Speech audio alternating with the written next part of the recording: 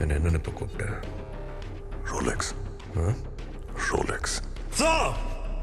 क्या तुमने कभी कोई ऐसी फिल्म देखी है जहां पर विलन इतनी लेट एंट्री मारता है कि तुमको तो लगता है कि फिल्म खत्म हो चुकी है, लेकिन जैसे ही वो आता है तब पूरी की पूरी फिल्म छोटी लगने लग जाती है। विक्रम 2022 3 घंटे की ये फिल्म जिसमें कमल हसन, विजय सेतुपति और फहद फासिल थे। क्लाइमैक्स हो चुका है, विलन मर चुका है, इमोशनल पे ऑफ भी मिल गया, ऑडियंस मेंटली रैप अप कर चुकी थी, सब लोग क्रेडिट्स रोल होने का वेट करते हैं और तब एक नाम सुनाई देता है, रोलेक्स। रोलेक्स। थिएटर फट पड़ता है, वो चीयर नहीं होती, वो कोई रिएक्शन नहीं होता, वो कलेक्टिव शॉक था। एक ऐसा मोमेंट जहां लोग रियलाइज करते हैं कि जो अब हम देखने वाले हैं ना, वो पूरी फिल्म से कई ज्यादा एक्साइटिंग और स्पाइसी होने वाला है। आज हम बात करेंगे सिर्फ और सिर्फ इसी सीन की, क्योंकि ये कोई कैमियो नहीं था, ये सिर्फ एक कैमियो नहीं था, बल्कि एक सिनेमैटिक स्ट्रेटजी थी। This was a planned psychological attack on the audience. सबसे पहले टाइमिंग समझो, 3 घंटे तक ये फिल्म तुम्हें इमोशनली एग्जॉस्ट कर देती है। विक्रम अपनी टीम खो चुका है, पर्सनल लॉस झेल चुका है, अमर भी अपने मिशन में लगा हुआ रहता है, उसको भी पर्सनल लॉसेस झेलने पड़ते हैं, सनातन जैसा डेंजरस विलन भी खत्म हो चुका है। मतलब स्टोरी लॉजिकली कंप्लीट है और ऑडियंस का ब्रेन भी वही मानता है कि टेंशन रिलीज हो चुकी है, क्लोजर मिल चुका है। यही वो मोमेंट होता है जहां पर फिल्म मेकर चाहे ना तो वो क्वाइटली फिल्म को एंड कर सकता है, लेकिन लोकेश कनगराज क्वाइटली एंड नहीं करता, वो तुम्हें एक लास्ट पंच देता है। सनातन की डेथ से हमें लगता है कि गेम खत्म, लेकिन रोलेक्स की एंट्री से पता चलता है कि सनातन तो बस एक मोहरा था, असली गेम अब स्टार्ट हो रहा है। इसे कहते हैं नैरेटिव रिवर्सल। मतलब तुम्हें लगता है कि ये एंडिंग है, लेकिन फिल्म मेकर कहता है कि नहीं, ये बिगिनिंग है। अब सवाल आता है कि ये सीन क्यों डाला? Simple, world building. लोकेश एक इंटरकनेक्टेड यूनिवर्स बना रहे थे, कहती एक स्टैंड अलोन फिल्म थी, कंप्लीट स्टोरी थी उसकी, लेकिन विक्रम के साथ उसने डिसाइड किया कि ये सब स्टोरीज एक्चुअली एक ही वर्ल्ड का पार्ट है और एक यूनिवर्स को या एक वर्ल्ड को ना एक ऐसा विलन चाहिए होता है जिसके लिए बाकी सब हीरोज टीम अप करें, एक ऐसा विलन जो इतना खतरनाक हो कि सबको यूनाइट होना पड़े, और रोलेक्स उसी पर्पस के लिए डिजाइन किया गया था। अगर ये सीन नहीं होता तो विक्रम एक सॉलिड एक्शन थ्रिलर रहती, लेकिन इस सीन के बाद विक्रम एक यूनिवर्स फाउंडेशन बन गई। डिफरेंस समझो, एक फिल्म वर्सेस एक यूनिवर्स का ब्लूप्रिंट। और सबसे इंपॉर्टेंट ये है कि रोलेक्स को सिर्फ दिखाया नहीं गया था, उसको एस्टैब्लिश किया गया था। हम उसको फर्स्ट टाइम देखते ही समझ जाते हैं कि ये बंदा डेंजरस है, वो कैजुअली वायलेंस करता है, लोग उससे डरते हैं, रूम का एटमॉस्फेयर चेंज हो जाता है जब वो बोलता है। मतलब नेक्स्ट फिल्म में जब वो विक्रम से या फिर दिल्ली से टकराएगा या फिर उसकी सोलो फिल्म आती है, तब स्टेक्स रियल होंगे। देखो, विलन ना क्रेडिबल होना जरूरी होता है और यहाँ पर फर्स्ट सीन में ही क्रेडिबिलिटी परफेक्टली सेट हो जाती है। अब करते हैं कैरेक्टर ब्रेकडाउन। तो देखो, तमिल सिनेमा में जो ट्रेडिशनल विलन्स होते हैं ना, वो बहुत ज्यादा लाउड होते हैं, वो चिल्लाते हैं, बहुत एक्सप्रेसिव होते हैं, बहुत ड्रामेटिक होते हैं, लेकिन रोलेक्स कंप्लीटली ऑपोजिट है।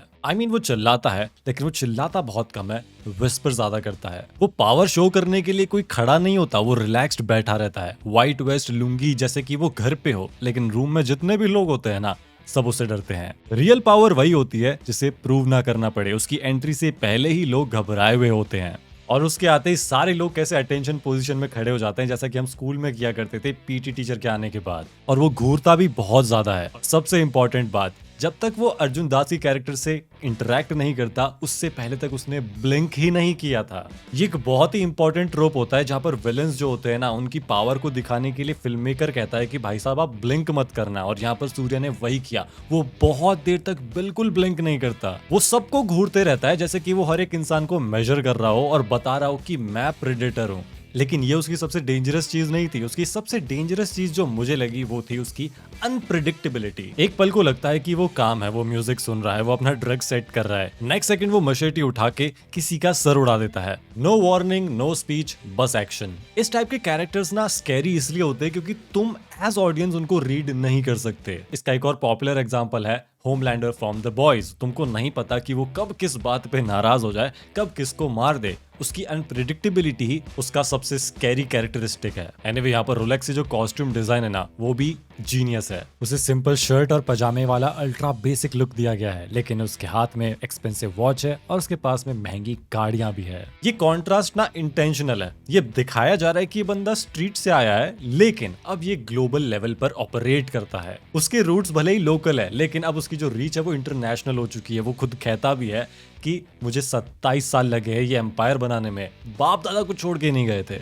इवन उसके नेक पर हम स्कॉर्पियन टैटू देख सकते हैं, तो यहाँ पर सिंबॉलिज्म क्लियर है। छोटा क्रिएचर लेकिन पॉइजनस। जब तक डिस्टर्ब नहीं करते तब तक कुछ नहीं करेगा, लेकिन अगर प्रोवोक किया तो सामने वाला खत्म। डेड। और यही एग्जैक्टली रोलेक्स की पर्सनैलिटी है। अब वैसे तो रोलेक्स ने एक लंबी चौड़ी स्पीच दी थी इस मूवी के एंड में, लेकिन उससे पहले ही वो कंप्लीटली सेटअप हो चुका था। यानी कि स्पीच से तो वो ये बता रहा था कि आगे क्या करना है, लेकिन एज ऑडियंस हमको पहले ही समझ में आ गया था रोलेक्स क्या बंदा है। और जब हमें समझ में आया था तब डायलॉग्स भी यूज नहीं हुए थे, सिर्फ एक डायलॉग बोला था उसने, sir just sir. Yes, sir. Okay, sir. Yes, sir. अब नेक्स्ट टाइम से हमें इसके इंट्रोडक्शन की जरूरत भी नहीं पड़ेगी। अब बात करते हैं डायरेक्शन और स्टेजिंग की। तो यहाँ पर रिवील का स्ट्रक्चर देखो, पहले नाम आता है उसका, फेस तो बहुत बाद में दिखाते हैं, लोग आपस में बात कर रहे होते हैं, रोलेक्स का नाम ले रहे होते हैं, तो यहाँ पर एक मिथ बिल्ड होता है, क्यूरियोसिटी बहुत ज्यादा बढ़ जाती है। फिर हमें वो थोड़ा शैडो में या फिर ब्लर फॉर्म में दिखाई देता है, फिर लोगों के रिएक्शन दिखाई देते हैं और बाद में होता है उसका फेस रिवील। अब जब तक उसका फेस रिवील नहीं होता ना, तब तक कैमरा मूवमेंट्स देखो वो बहुत अलग है, कैमरा एंगल्स बहुत अलग है। डेलिबरेटली उसके ऊपर जूम किया गया है, कभी उसके पैर पे जूम हो रहा है, कभी उसकी मशेटी पर जूम हो रहा है, कभी उसकी आंखों पर जूम हो रहा है। ऑब्वियसली यहाँ पर वो एक स्टार एक्टर को दिखाने वाले थे स्क्रीन पर, तो उसके लिए एंटिसिपेशन बनाना पड़ता है, उसके लिए ऑडियंस को टीज करना पड़ता है। लेकिन यहाँ पर व्यूअर के दिमाग में ये भी डाला जा रहा होता है कि देखो वो कितना ज्यादा डोमिनेंट है, तुम्हारे सामने वो कितना ज्यादा खतरनाक है। लेकिन इन सब क्लोजअप शॉट के बाद में जब उसका फाइनली फेस रिवील होता है, जब उस बंदे की गर्दन उड़ाता है, तब कैमरा बिल्कुल स्टेबल है, एक जगह पे टिका हुआ। इससे जो एक्शन है ना वो और ज्यादा ब्रूटल लगता है, क्योंकि कुछ भी यहाँ पर छुपाया नहीं जा रहा, सब कुछ आपकी आंखों के सामने है। साफ दिखता है कि रोलेक्स कितना ज्यादा वायलेंट है। और जब उसका फेस दिखाया जाता है तब देखना आधे चेहरे पर खून लगा हुआ है और आधा चेहरा नॉर्मल है। ये ड्युअलिटी क्रिएट करता है कि भाई ये इंसान आधा मॉन्स्टर है, आधा ह्यूमन है। मेरे हिसाब से तो पूरा ही मॉन्स्टर है। चलो ये सब चीजें साइड में रखते हैं, अब बात करते हैं इस सीन के हिडन वेपन या फिर मेन वेपन की, और वो है इस सीन की साउंड डिजाइनिंग। अनिरुद्ध का रोलेक्स थीम सिर्फ बैकग्राउंड म्यूजिक नहीं है, ये कैरेक्टर आइडेंटिटी है। जैसे ही म्यूजिक स्टार्ट होता है तो मैं इंस्टेंटली समझ आ जाता है कि कोई बड़ा आदमी आने वाला है स्क्रीन पे। अब देखो वैसे तो ये म्यूजिक बहुत ज्यादा पॉपुलर हो चुका है, म्यूजिक सुनते ही तो मैं समझ में आ जाता है कि ये रोलेक्स का एंट्री म्यूजिक है, ये हद से ज्यादा पॉपुलर है। लेकिन यहाँ पर सिर्फ म्यूजिक ही जीनियस नहीं है, बल्कि साइलेंस को जिस तरीके से यूज किया गया है वो भी बहुत स्मार्ट है। जब रोलेक्स अपना पहला डायलॉग बोलता है अर्जुन दास के कैरेक्टर से, तब म्यूजिक बिल्कुल कट कर दिया जाता है, बहुत ही कम आता है। मैंने तो கூப்பிட்டேன் रोलेक्स। ये मुझे बहुत अच्छा लगा कि भाई साहब फिल्म के अंदर भी साइलेंस है, सिर्फ रोलेक्स बोल रहा है, और थिएटर में भी ऑब्वियसली साइलेंस ही होगा। लोग आगे होकर बैठ गए होंगे कि रोलेक्स आखिर क्या कहना चाहता है, वो सुन लेते हैं। और जब वो बोलता है तो उसकी आवाज इतनी क्लोज फील होती है, ऐसा लगता है कि वो हमसे बात कर रहा है, ऑडियंस से बात कर रहा है पर्सनली, और यही चीज उसको डेंजरस बनाती है। वैसे सीन का सबसे बड़ा ट्विस्ट था इस कैरेक्टर की कास्टिंग, सूर्या। मुझे तो बिल्कुल नहीं पता था कि इस फिल्म में सूर्या होने वाला है, ना मैंने कोई रूमर सुना था, ना मैंने कोई लीक देखा था। मैं बिल्कुल ब्लैंक फिल्म देखने गया था और ये मेरे लिए एक बहुत बड़ा सरप्राइज था। और सबसे बड़ा सरप्राइज तो यही था कि ये कैरेक्टर सूर्या प्ले कर रहा है, एक सबसे बड़ा विलन का character. Surya mostly noble character, righteous characters play करते हुए आए हैं, तो ऑडियंस ना उनको नेचुरली गुड गाय मानती है। और सडनली इस फिल्म के अंदर वही फेस ब्रूटल कार्टेल बॉस बन के सामने आता है। भाई साहब इस चीज से अच्छे खासे लोगों का ब्रेन शॉर्ट सर्किट हो गया है, और इसको बोलते हैं मेटा शॉक। देखो तुम्हारी जो रियल वर्ल्ड की नॉलेज है ना, उसको फिल्म के अंदर एज वेपन यूज किया गया है। देखो अगर इस सीन में कोई अननोन एक्टर होता या फिर कोई ऐसा एक्टर होता जो हमेशा से विलन के रोल करते हुए आया है, तो ये सीन स्ट्रॉन्ग होता, लेकिन सूर्या की वजह से ये सीन आइकॉनिक बन गया। तो मेटा शॉक देने के लिए ना सिर्फ सूर्या ही नहीं, और भी एक्टर्स है जो यहाँ पर मेटा शॉक दे सकते थे, जैसे कि चियान विक्रम। मतलब कौन ही एक्सपेक्ट कर रहा होगा उनको इस रोल के अंदर, और भाई साहब उनकी तो रेंज भी बहुत ज्यादा है। तो समझ रहे हो कि किसी को भी नहीं पता था कि सूर्या इस फिल्म में होने वाले, मतलब मोस्टली लोगों को तो नहीं पता होगा। इसीलिए ये जो मोमेंट है ना,